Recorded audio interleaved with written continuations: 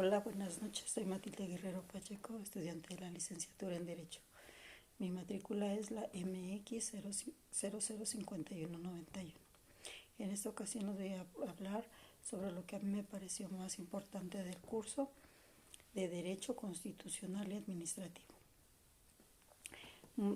El hablar de Derecho Constitucional y Administrativo nos lleva al estudio de sus inicios en el aspecto legal y administrativo establecidas en nuestro país. Como bien nos explicaba en el curso de la historia, es la historia de México. Esta ya estaba habitada, por eso es que no se puede decir que inicia con la conquista. Después de muchos años de que se realiza la conquista española, esto más o menos en 1810, en lo que se conocía como la Nueva España, el cura Miguel Hidalgo de Costilla inició el movimiento de independencia, al cual se unió José María Morelos y Pavón.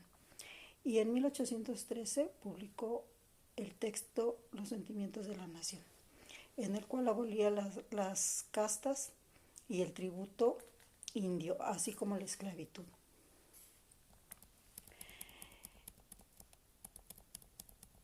Es firmado el 24 de febrero de 1821 el Plan de Iguala, o también conocido como Tres Garantías, por el general Vicente Guerrero y Agustín de Iturbide, apoyado por la Iglesia y el Ejército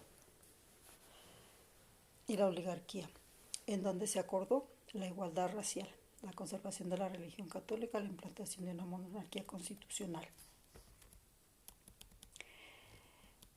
De todo esto se crea, cuando se declara la República Federal en el año de 1824 por el general Antonio López de Santana, una vez que destronó a Agustín de Iturbide y es nombrado Guadalupe Victoria como su primer presidente, se crea el poder legislativo, las cámaras de diputados y senadores. Para el legislativo, presidente y vicepresidente. Para el poder judicial se crea la Suprema Corte de Justicia. Se considera República Federal debido a que algunas entidades federativas tienen independencia administrativa y fiscal. Tal es el caso de Nuevo León y Chihuahua, que tienen una constitución de su estado. Estas están bajo la Constitución Política de los Estados Unidos Mexicanos.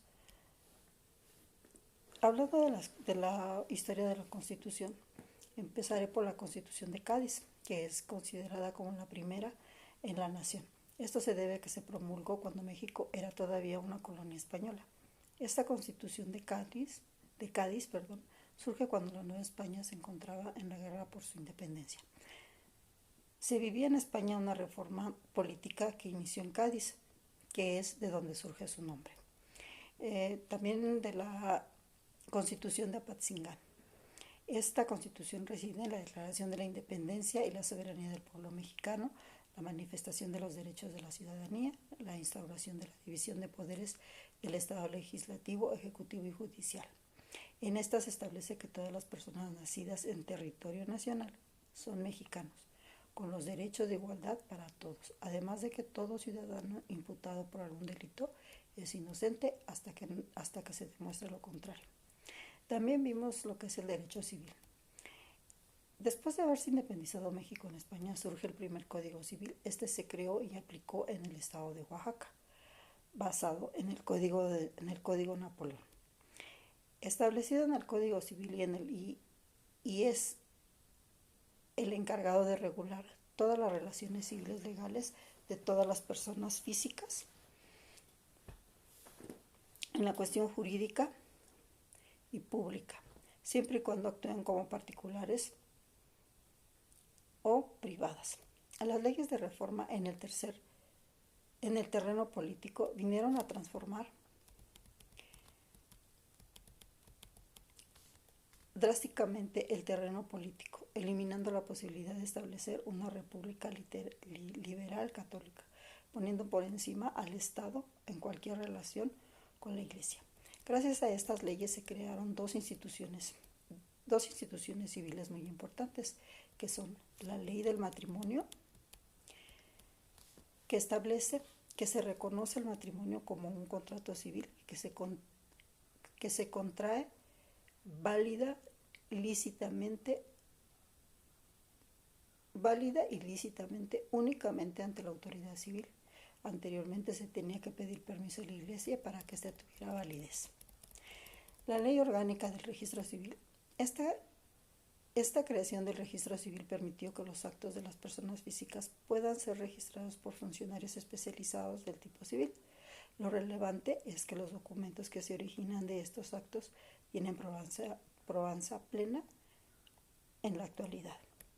El derecho procesal y laboral. El derecho procesal se considera a la rama del derecho público como la encargada de la regulación del conjunto de ordenamientos necesarios para llevar un proceso judicial. El Código de Procedimientos Federales se basa en las disposiciones propias de la Ley Orgánica del Poder Judicial de la Federación, lográndose con la regulación del juicio de amparo. Reglamentar varios juicios y procedimientos administrativos, como son derecho de extranjería, patentes y marcas. Reglamentación de proceso civil federal. También vimos la nacionalidad mexicana.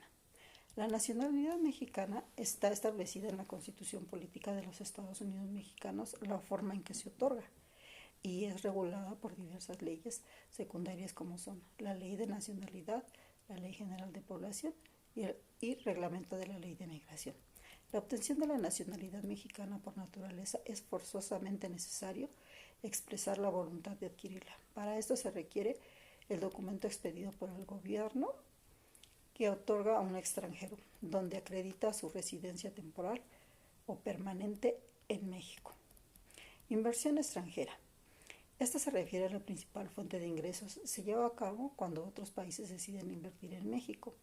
Esto quiere decir que cualquier extranjero, ya sea personal o por medio de una empresa, decide invertir en nuestro país, con excepción de dos rubros que son actividades que están reservadas al Estado mexicano o a personas físicas o jurídicas mexicanas. Inversiones mayores a los porcentajes señalados por la ley en áreas y actividades específicas. La inversión extranjera es muy importante para la economía del país. Es por esta razón que se llevan a cabo tratados como el tal mencionado TLCAN, que este es el Tratado de Libre Comercio de América del Norte. Son acuerdos comerciales celebrados entre tres países de América del Norte, que son Canadá, Estados Unidos de América y México. Este es uno de los 13 tratados que tiene México con 50 países. Por último, considero necesario una definición del derecho constitucional y administrativo.